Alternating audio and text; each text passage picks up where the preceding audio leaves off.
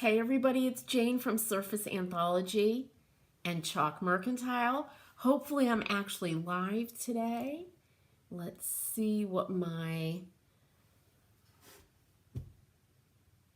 Yes, I am. Yeah, I have to double check.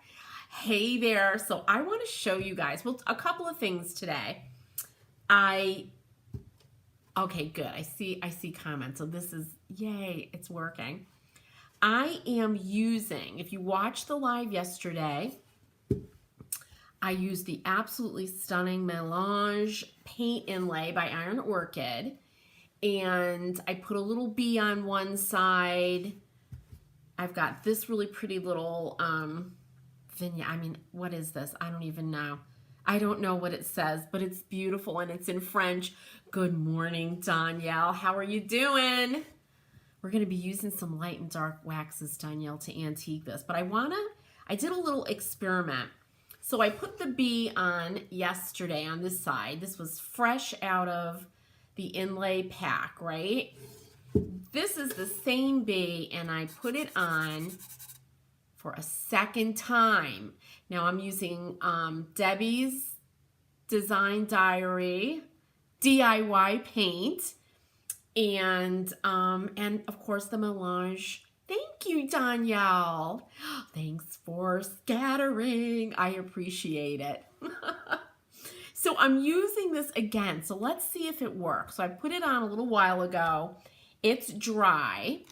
If you need to know how to actually use the Iron Orchid paint inlays, you know, from soup to nuts, go to Surface Anthology on YouTube. Just search up paint inlay. And I've got a whole bunch of tutorials there on how to use it with milk paint and all different kinds of paints and stuff. So when it's dry, just spray it. And then I use a cotton cloth that I kind of fold up like a pad. And I just kind of press the water into the inlay. And we're supposed to wait 30 seconds. Danielle, I know you've used the paint inlays, right? I love them. I absolutely love them. And I'm loving the DIY paint, by the way. It's a new line for me. It is, there's a little bit of a learning curve if you're used to like a self-leveling paint.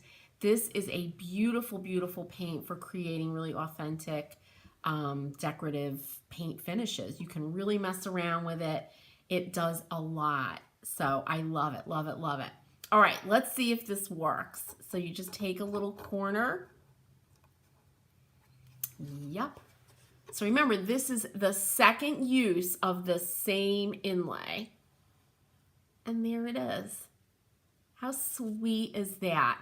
It's slightly lighter, and I love the Melange inlay because it's not black. It's this beautiful, like a burnt umber color, this deep brown. So there's the first use. And this I did a little antiquing, and I'm going to show you how I did that. But there it is the second time, right? It's perfect. It's really, really nice. It's soft and really, really beautiful. So it worked, yay. Now to antique. I am not distressing this with any sanding or anything like that, because underneath this, there's parts of this applied kind of images of Santa Claus, and they were very kind of shiny. I couldn't pull them off. You use them, right, Danielle? They're so great. I love them, and I really love this one. So I just painted right over that. So that's why I'm not sanding or doing any wet distressing, which I actually prefer to sanding, because it'll expose that image. So what I have here are the DIY wax. So first thing we're going to do, and something I always do, and I know a lot of people don't, and I just encourage everyone to experiment. I put a slip coat of clear wax down. So that way, if I put too much brown wax, I could take it off, because there's a slip coat. There's a coat of clear wax between the brown wax and the paint. And this is a very, very porous paint, and it's going to suck that color in. So I just have my clear wax here. I don't work out of the container, especially with clear wax. because you'll just contaminate it. And then when you go to paint that beautiful, pristine white piece, it's going to have, you know, bits of whatever you put into that wax. Okay, I just brush this wax on. Nice even coat. And I'm so excited to have found a paint line that I love the wax too. Because that doesn't always happen. Sometimes I don't like the wax. All right, I need a little bit more.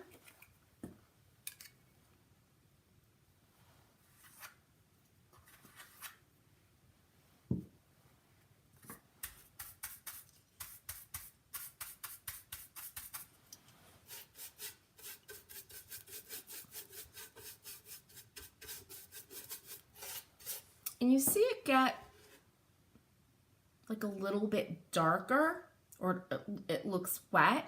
That's the wax. And when it dries, it pretty much goes back to the original color.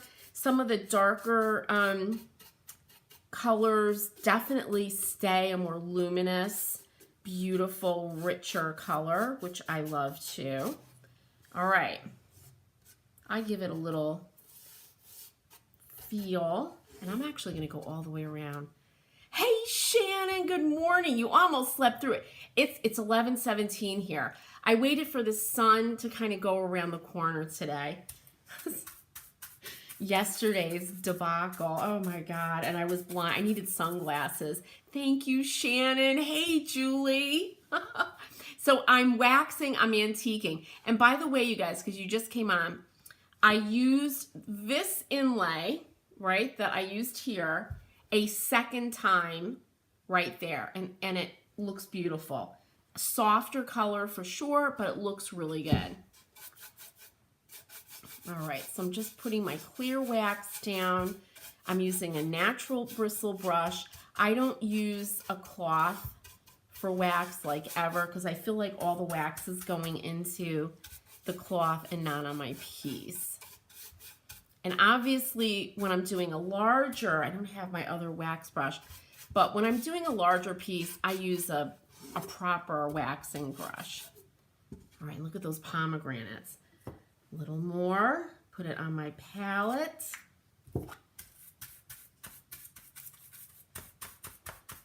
So Shannon, you like the soft look, isn't it beautiful? I saw your post in our membership. There's a lot of Surface Anthology members on today. And Shannon and Wendy are very interested in learning about brushes. And boy, does that bring me right back to art school. Oh, right back to art school.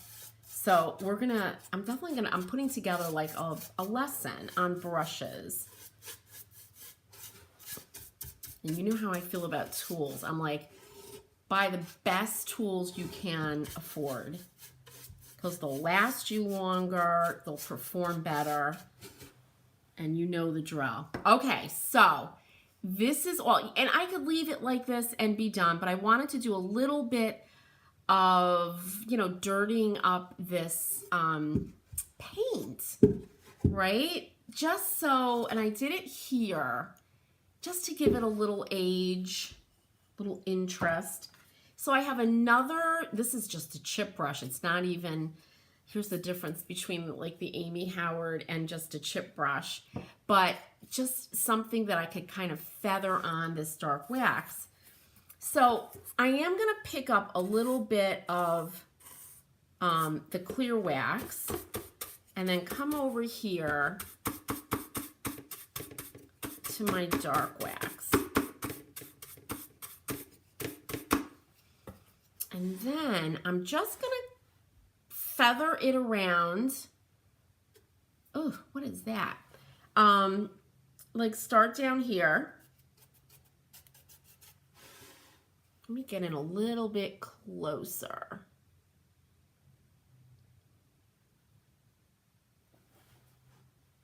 There we go. Okay, so you see what's happening right there, right? So I'm just feathering it on, moving it around the edges.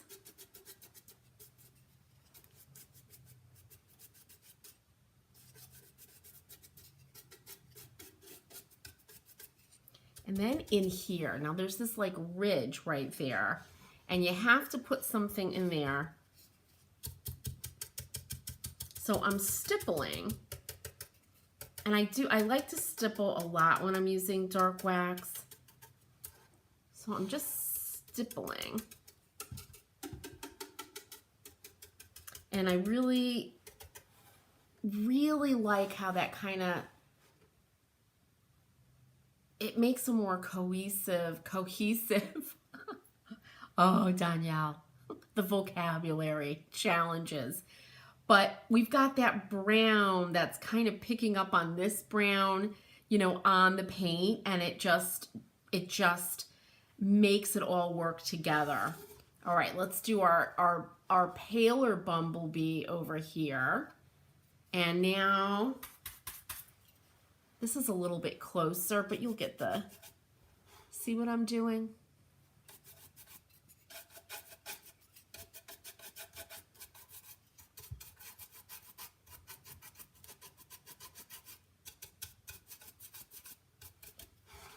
So I just kind of feather that around, but see how bright white that is, that little ridge? We gotta take care of that.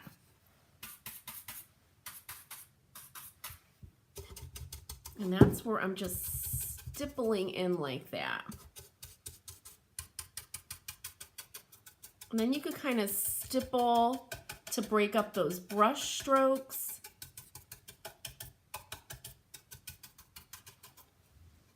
Yeah, it's a pretty look, right? All right, and I think this is our last side. So again, I'm just picking up a little bit of this clear wax, and then I just come in and bring that dark wax in.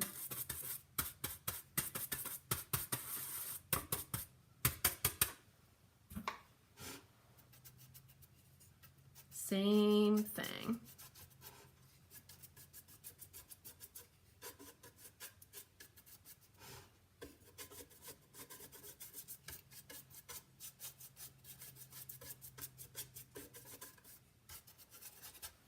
And look at that. I mean, it gives it a subtle dimension, right? Exactly.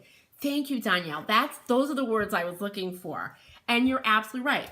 It's like a subtle dimension, because over time, that's what would happen. It would get kind of grungy, especially a light color like that. And I'm just going to stipple this out. I had a desk. I did a custom piece, a huge partner's desk, and the entire pale, I painted in a very pale color, and then I had to stipple different colors of wax over this huge, and it was an oval desk. It was beautiful, and it took me days, and I was just like, I am never doing this again. It was like brutal. All right. This is the one I did before. I'm stippling this out just a little bit. I'm going to give it a look. Make sure I got that little ridge at the bottom. And then if you want, I have a cloth here. You can kind of remove some of the wax on the high points, right? Like that edge.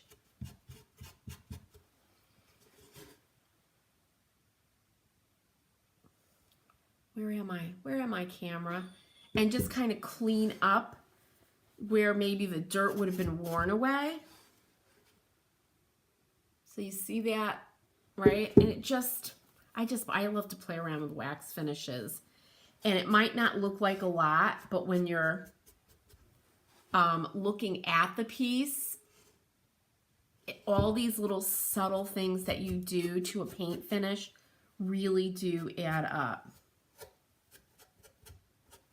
And if you really want to get fancy, you can wait 5 minutes and grab your Dust of Ages, which, you know, I kind of like it just the way it is, like this.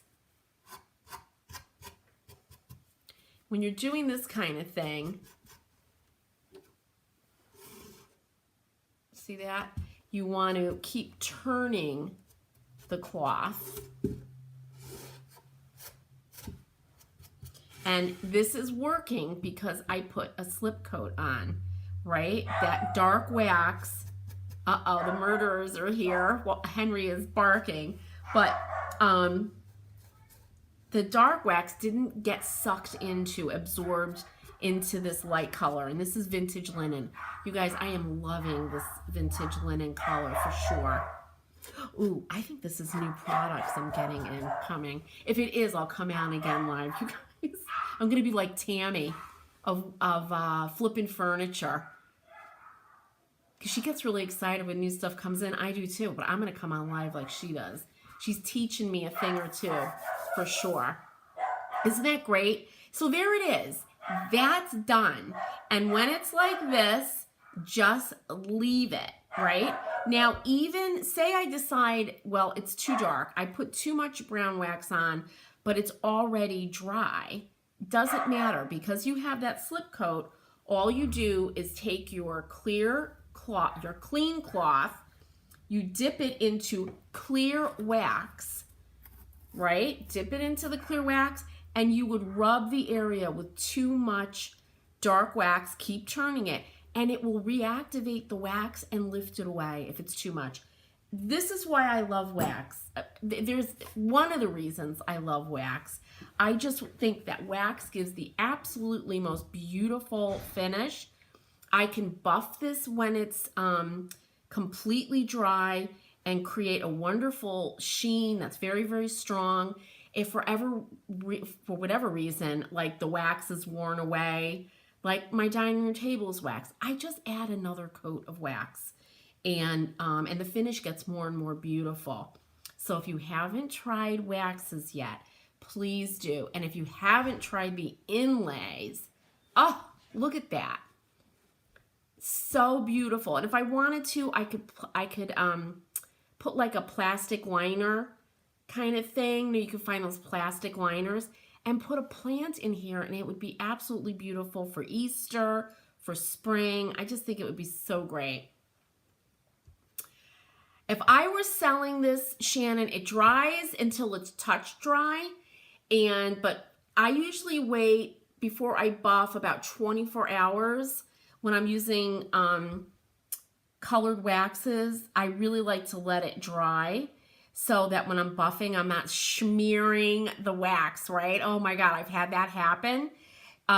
So I really wait for it to dry to buff it, but selling it 24 hours, it's fine.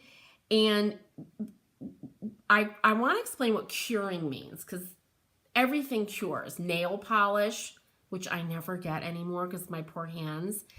Nail polish cures. If you've ever had your nails done, you notice how they get harder. Like they'll feel dry, 10 hours later, then they'll get harder and harder and harder, right?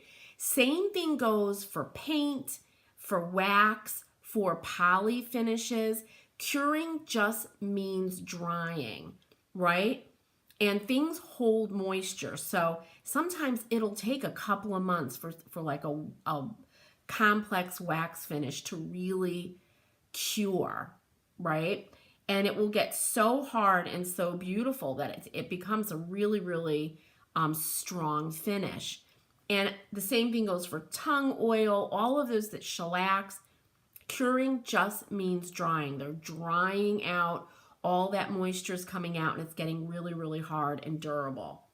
So yeah, I would say if I were selling this, I used to put stuff right out, and I would say, don't touch. Or I had a little sign, Shannon, that said, I'm in the middle of my makeover. Don't touch. I loved having a shop. It was a lot of fun, especially those things. But that's it, you guys. So give your light and dark waxes a try. I know people get really nervous about it. And by the way, you can wax over a poly. I don't really do it, but you can. You can never poly over a wax ever, or any kind of oil-based things, like if you use hemp oil. But when you wax over a poly, it floats on top. It sits on top. It doesn't go into, like this wax is now kind of into the paint, and it gives it that luminosity. But you can definitely wax over a poly. you have to make sure it's super thin, really good wax, very, very fine veil, so that when it dries, it'll just sit on top dry on the poly. It's not something I do often, but people will do it, especially if they want to add the look of that dark wax. Thank you, Shannon. So you may see me later. I'm going to go run down and see what we got. What else? I can't think of anything else. Oh, the brushes. So you guys that are in the membership, let me know what brushes. Maybe you have brushes and you're like Wendy shared, she has a fan brush and she doesn't know what to do with a fan brush, right? But in the last workshop, I used, in fact, I have it somewhere, and I don't know the names of all my brushes, but because I was doing a very square, sharp edge, you use a square brush, right? If you're doing something round, you would use a round brush. But let me know, you guys, and I'm working on that, and that's going to be a lot of fun. All right, ladies, happy Friday. I hope you have a great afternoon. I might see you later on. And oh, and everybody in Deep River, remember I canceled, where everybody's getting ready for the snow coming in. So I canceled the Iron Orchid demo that I was going to do tomorrow down at G's Treasures in Deep River. So that is canceled, but I'm going to reschedule, and I will post it everywhere when I do. All right, ladies, thanks for joining me. Thanks for scattering. I really appreciate it. And I'll see you later maybe. Or if not, I'll see you Monday.